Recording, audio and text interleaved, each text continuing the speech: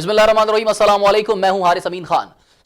Supreme court of Pakistan ने आज senate इंतखाबात के हवाले से अपना फैसला सुना दिया है। सुप्रीम कोर्ट के मुताबिक सेनेट इलेक्शंस ओपन बैलेट से नहीं कराए जा सकते। सेनेट इंतखाबात आईन और कानून के तहत होंगे। शफाफ इंतखाबात के लिए इलेक्शन कमीशन टेक्नोलॉजी का इस्तेमाल भी कर सकता है। सुप्रीम कोर्ट ने कहा कि वोट हमेशा के लिए खुफिया नहीं रह सकता। वोटिंग में किस हद तक सेक्रेसी होनी चाहिए यह तयन करना इलेक्शन कमीशन का काम है। वोट के खुफिया होने पर आइडियल अंदाज में कभी अमल नहीं किया गया। तमाम एग्जीक्यूटिव अथॉरिटीज इलेक्शन कमीशन से ताउन की पाबंद हैं।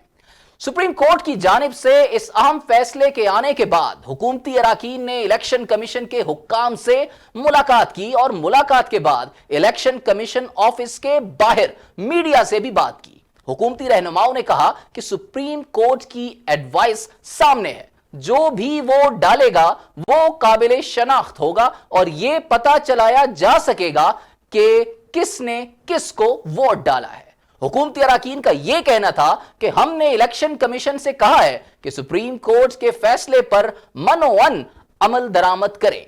इस मौके पर वफाकी वजीर फवाद चौधरी का कहना था कि हुकूमत ने इलेक्शन कमीशन को पूरी हिमायत की यकीन दहानी कराई है। बाबर आवान बोले कि इलेक्शन कमीशन टेक्नोलॉजी का इस्तेमाल करना चाहे तो कर सकती है। शफकत महमूद ने बैलेट पेपर को बेहतरीन तरीका करार दिया। उसके साथ साथ हुकूमती अराकीन की जानिब से सुप्रीम कोर्ट के आज के फैसले को तारीखी फैसला करार दिया गया और वजीर इत्तलात शिबली फराज ने कहा कि व्यापारियों और जमीर के सौदागरों के लिए आज बुरा दिन है। सुप्रीम कोर्ट के सेनेट इंतखाबात के हवाले से जो फैसला सामने आया है उसे अपोजिशन जमातों ने हुकूमती ख्वाहिशात के बरअक्स करार दिया है।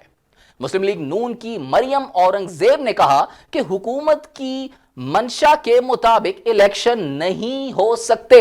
सुप्रीम कोर्ट ने भी राय दे दी है कि इलेक्शन आईन के मुताबिक होगा। उनका कहना था कि मुस्लिम लीग नून शफाफ इलेक्शन की अलमबरदार है और इल्जाम लगाया कि अक्सरियत के बावजूद हमारा वोट चोरी किया गया है।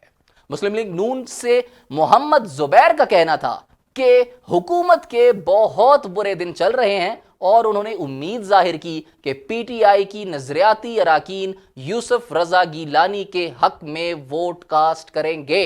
हुकूमत और अपोजिशन की एक दूसरे पर तनकीद के वार जारी थे कि एक दिलचस्प बात देखने में आई। साबिक वजीर आजम पाकिस्तान और पीडीएम के मुतफिका उम्मीदवार बराए सेनेट जनाब यूसुफ रजा गीलानी ने वजीर आजम पाकिस्तान जनाब इमरान खान को खत लिख दिया, जिसमें यूसुफ रजा गीलानी ने वजीर आजम इमरान खान से सेनेट इलेक्शन के लिए वोट मांग लिया। लिखते हैं, उम्मीद है कि 3 मार्च को आप मेरे किरदार और सियासत को मद्देनजर रखते हुए फैसला करेंगे। आज जो फैसला करेंगे वो हमारे मुस्तकबिल की सिमत तय करेंगे। यूसुफ रजा गीलानी के खत में यह भी वाज़े तौर पर लिखा कि सेनेट इंतखाबात में हिस्सा लेने का फैसला बहुत सोच समझ कर किया है। इस तमाम सूरत हाल आज हम गुफ्तगू करेंगे और मुझे ज्वाइन करेंगे जनाब शुजाउल हसन खान, जो कि हमारे एंकर पर्सन भी हैं और तज्जियाकार भी हैं। बहुत शुक्रिया शुजा, आपने हमें अपना वक्त दिया। शुजाउल हसन, बड़ी मेहरबानी हारिस। सुप्रीम कोर्ट के आज के इस फैसले को किस तरह देखते हैं? देखिए, सुप्रीम कोर्ट का जो भी फैसला है वो हमारे मुअज़्ज़ज़ जजेस साहिबान जो हैं वो एक पूरे प्रोसेस से होके आए हैं। पहले वो लोअर कोर्ट्स में भी कुछ जजेस सर्व करते रहे हैं, कुछ जजेस जो हैं वो हाई कोर्ट से सर्व करते हुए बाद में वो सुप्रीम कोर्ट तक आते हैं। जिनको डायरेक्टली भी इंडक्ट किया जाता है उनका एक बहुत बड़ा एक्सपीरियंस होता है कोर्ट्स में, वो एज अ लॉयर काम करते हैं। इसके अलावा कोई जजेस हैं जो एज अ जज काम करके फिर प्रमोट होके आते हैं, तो यानी उनका एक लीगल बैकग्राउंड होता है। वो तमाम तर जो केसेस हैं या तमाम तर उनके सामने जो मामलात लाए जाते हैं उनको वो लीगली पूरी तरह स्क्रूटनाइज करने के बाद किसी फाइनल वर्डिक्ट के ऊपर पहुंचते हैं। और ऐसा ही डिसीजन आज सुप्रीम कोर्ट ऑफ पाकिस्तान ने लिया है और ये एक इंतहाई इंपॉर्टेंट डिसीजन था regarding the secrecy of the ballot. अब ये आइन के अंदर ये चीज मौजूद है कि जो सेनेट का इलेक्शन होगा उसके अंदर सीक्रेट बैलेट यूज किया जाएगा, लेकिन इस पे ऑपोजिशन को भी चंद एक एतराजात थे।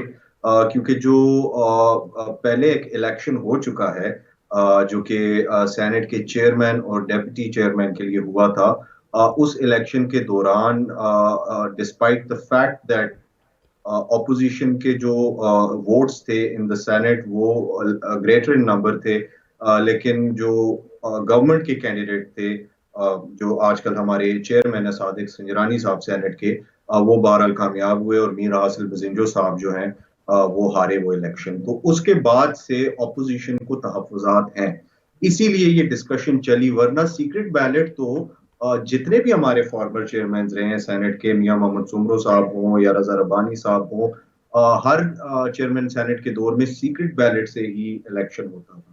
अब जब ये पिछले इलेक्शन के दरमियान इस तरह का एक वाकया पेश आया और अपोजिशन को एक आप कह सकते हैं कि रिजर्वेशन थी, तो इसको फिर एक केस के तौर पे पुटअप किया गया। लेकिन उस पर आज सुप्रीम कोर्ट का डिसीजन आ गया है और उन्होंने कहा है कि वोट बहरहाल जो है वो सीक्रेट ही रहेगा और उसको आप ओपन बैलेट में नहीं कर सकते, क्योंकि ये कॉन्स्टिट्यूशन के अंदर दर्ज है कि वोट सीक्रेट बैलेट में ही रहेगा। अब राय शुमारी सीक्रेट रहेगी, लेकिन इसके बाद उन्होंने कहा है कि वो शायद जो बैलेट पेपर्स हैं उनको आइडेंटिफाइबल बनाएंगे ताकि वोट्स को जो है वो स्क्रूटनाइज करके उनकी लीगैलिटी को जो है वो तो काउंटर शुजा, चेक किया जाए कि आया ये 3 उसी नंबर मार्च का तक वोट क्या है या ये नहीं। मुमकिन होगा कि बैलेट पेपर्स को शनाख्त के काबिल बनाया जा सके? देखिए क्योंकि टाइम बहुत उन्होंने शॉर्ट है। जो कहा है, उन्होंने कहा है कि वोट को आइडेंटिफाइबल बनाया जाएगा।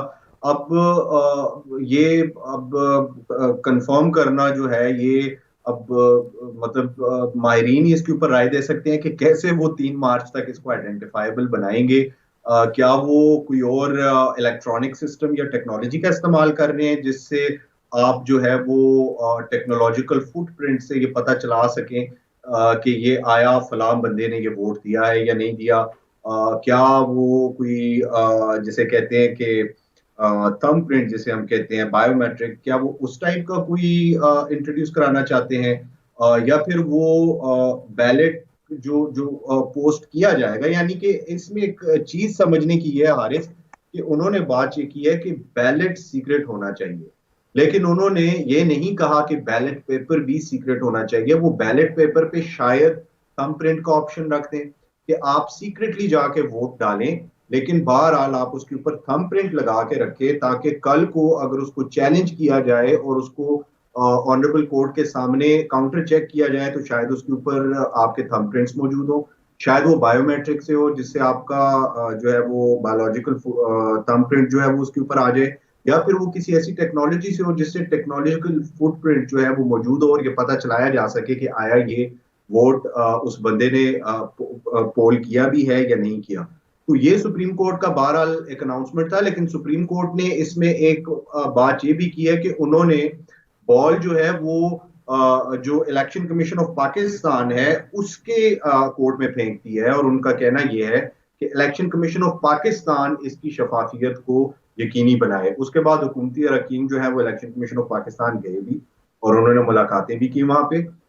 तो ये चीज बहरहाल ऑपोजिशन और हुकूमत दोनों इलेक्शन अच्छा, कमीशन से इस डिस्कस फैसले के करें। बाद देखने में ये आया कि हुकूमती अराकीन ने प्रेस कॉन्फ्रेंसेस की, अपने बयानात दिए और खुशी का इजहार किया कि हमारी फेवर में फैसला आया है। उसी के बरक्स अगर देखा जाए तो अपोजिशन जमातें भी खुश थी और हुकूमती अराकीन पर तनकीद भी कर रही थी कि इनके खिलाफ आया है और फैसला हमारे हक में आया है, जो हम चाहते थे वो हुआ है।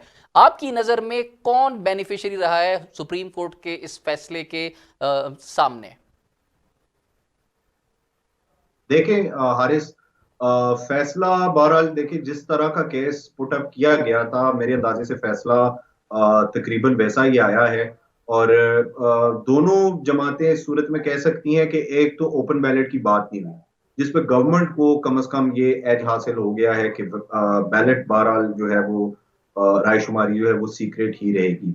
ऑपोजिशन के लिए एक एज ये है कि ऑपोजिशन के लिए सुप्रीम कोर्ट की तरफ से एक ये जो है इंडोर्सिंग फैक्टर है कि उन्होंने कहा है कि आप बैलेट पेपर को आइडेंटिफाइबल बनाएं, ताकि कल को अगर इस बैलेट पेपर को कहीं पे स्क्रूटनाइज किया जाए तो उसके ऊपर पूरा एक इस तरह का सबूत सब्त होना चाहिए जिसको कल कहीं पे भी काउंटर चेक किया जा सके और ये अंदाजा लगाया जा सके कि आया ये वोट जो है जिस बंदे से मंसूब किया जा रहा है क्या ये उसी का वोट है या नहीं है। ये चीज तो बहरहाल चेक होगी और ये चीज आएगी, लेकिन वोट जो है बैलेट जो है वो बहरहाल सीक्रेट रहेगा, यानी कि ओपन रायशुमारी नहीं होगी। अब इसमें मैं एक बात ऐड करना चाहता हूँ हारिस के, अगर आपके पास वो कहते हैं कि special circumstances need special arrangements, तो अब एक स्पेशल सर्कमस्टांस है कि आपके पास एक केस मौजूद है कि सेनेट के जो पिछले इलेक्शन हुए हैं उसके ऊपर अपोजिशन को एतराज था और पूरी अवाम ने पाकिस्तान की ये मंजर अपने सामने देखा कि जब पहले लोगों से पूछा गया तो उस वक्त काउंटिंग ऑफ हेड्स में जो है वो अपोजिशन ऊपर थी और गवर्नमेंट जो है नीचे थी। लेकिन जब वोट कास्ट हो गया उसके बाद जब रिजल्ट आया तो सादिक सिंजानी साहब जीत चुके थे। तो मतलब कि इसमें अब आप अगर देख रहे हैं कि इस तरह का एक वाकया पेश आ चुका है और ये जो है ऑपोजिशन की नजरों में खटक रहा है, तो फिर ऑपोजिशन को चाहिए था कि ये अपने मेंबर्स को, अपने हेड्स को पूरा करके, और सेनेट में और नेशनल असेंबली में इतना टाइम गुजर चुका है इस इलेक्शन को, ये हर चीज को डिले क्यों करते हैं। ये कहते हैं हमें इलेक्शन रिफॉर्म्स चाहिए, अब इलेक्शन रिफॉर्म्स पे कोई बात नहीं कर रहा। जब पहुंच जाएगा मौका इलेक्शन का तो फिर तमाम लोग कहेंगे कि इलेक्शन रिफॉर्म्स नहीं हुए तो उस वजह से खराब हो गया। तो भाई 5 साल मिले, इनमें इलेक्शन रिफॉर्म्स करो। लाइकवाइज अगर सेनेट के अंदर सीक्रेट बैलेट से आपको एतराज था, आप इतने अरसे के दौरान कई महीने गुजर गए, आप सेनेट के अंदर प्रॉपर करारदाद लेके आते, प्रॉपर एक लॉ पास कराते सेनेट से, लोअर हाउस से, कि अब जो है सेनेट के इलेक्शन ओपन बैलेट से होंगे और ओपनली वोट दिया जाएगा ताकि पता चले कि कौन सा बंदा किसे वोट दे रहा है। तो अब चीज डॉक्यूमेंटेड है कानून में कि सीक्रेट बैलेट होगा, तो अगर आप ओपन बैलेट चाहते हैं तो आप कानून को चेंज करें। कानून चेंज होते हैं, दुनिया का कोई भी कानून परमानेंट नहीं होता। आपको जब जरूरत पड़ती है आप उसको चेंज करते हैं। तो अगर आप चाहते हैं कि ओपन बैलेट हो तो आप उसको through proper channel open ballot कराएं। सुप्रीम कोर्ट से आप जिस तरह का एक रेमेडी मांगने गए थे, सुप्रीम कोर्ट ने बहरहाल एक जो है वो बिल्कुल ही इक्वलाइजर टाइप रेमेडी दे दी है, जिसमें गवर्नमेंट को भी उन्होंने नाराज नहीं किया और ऑपोजिशन को भी उन्होंने बहरहाल जो है वो बेपरने पे मजबूर नहीं किया। लेकिन अगर इस चीज को आप वंस फॉर ऑल सॉल्व करना चाहते हैं तो आप फिर प्रॉपर एक प्रैग्मेटिक लॉ लाएं जो कि प्रॉपर चैनल से आए, लोअर हाउस से, अपर हाउस से, और आप टोटली ओपन कर लें बैलेट को। हम बात कर रहे थे जनाब यूसुफ रजा गिलानी की। उन्होंने खत लिखा है प्राइम मिनिस्टर इमरान खान को और ये कहा है कि अगर मुल्क का मफाद चाहिए, मुल्क के मफाद के हक में मुझे वोट कास्ट करें सेनेट इलेक्शन में। और यूसुफ रजा गिलानी मुत्तफिका तौर पर पीडीएम के कैंडिडेट हैं सेनेट इलेक्शंस के लिए। तो इस पर वजीर आजम का कोई अब तक रिएक्शन सामने नहीं आया। देखते ही हैं कि वो उसका क्या रिएक्शन देते हैं, देते भी हैं कि नहीं भी देते। शुजाउल हसन खान साहब हमारे साथ मौजूद हैं, उनसे जानते हैं। शुजा, ये बताइएगा कि आप जो यूसुफ रजा गिलानी साहब की तरफ से खत लिखा गया है प्राइम मिनिस्टर इमरान खान को, वो उसको किस तरह देखते हैं? वो क्यों लिखा गया? क्या ये एक सीरियस मोड में लिखा गया या एक मजाक उड़ाने की कोशिश की गई? नहीं, देखिए हारिस, ये सीरियस मोड में लिखा गया है और ये एक आप समझे कि एक आप हेल्दी अपने मुल्क की पॉलिटिकल जो एक एक्टिविटी है उसके अंदर ये एक हेल्दी फैक्टर है कि बहरहाल ऑपोजिशन के जो कैंडिडेट हैं वो इस चीज को समझते हैं कि हमें हर मेंबर ऑफ पार्लियामेंट से, including prime minister, if he is eligible to vote, तो उससे हमें अपने लिए वोट मांगना चाहिए और वो वोट मांगा जा रहा है।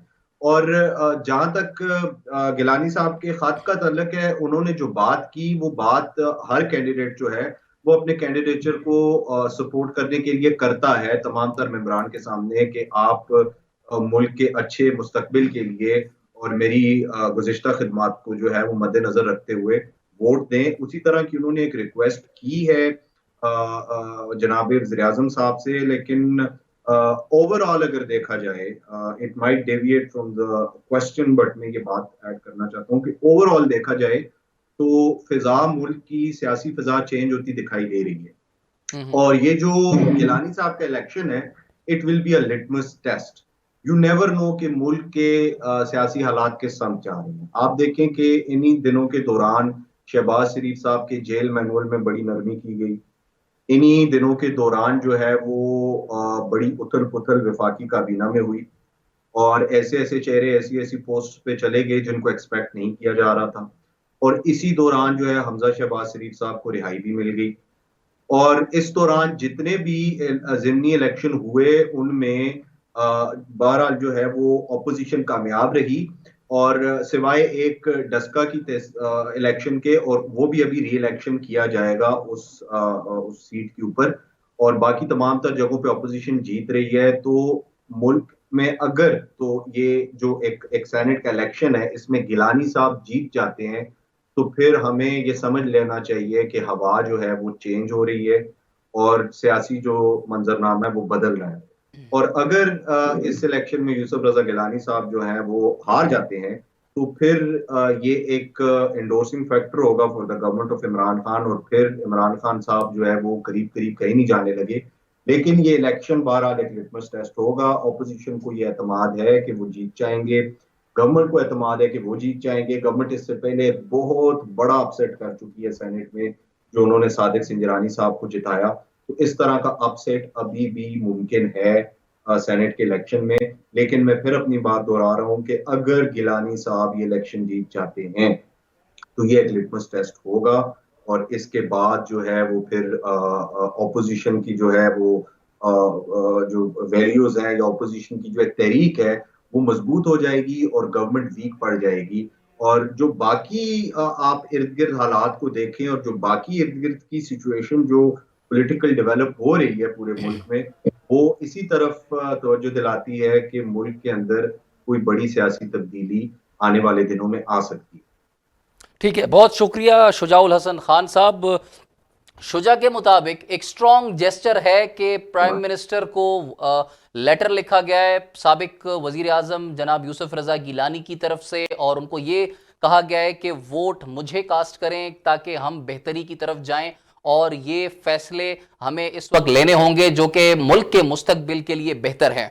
और ये भी बात कही गई कि ये सेनेट इलेक्शन जो है ये मुल्क की जो फिजा है, जो सियासी फिजा है, उसके लिए बहुत अहम है, बहुत इंपॉर्टेंट है, और ये फैसला करेगा कि मुल्क को आगे लेकर जाना, किस सिमत में लेकर जाना है और कौन लेकर जाने वाला है।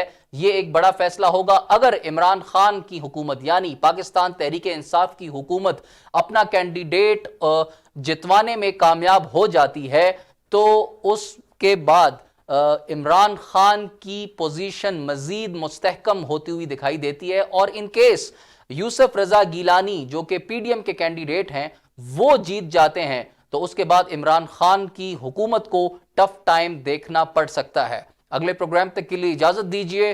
अल्लाह हाफिज। पाकिस्तान जिंदाबाद।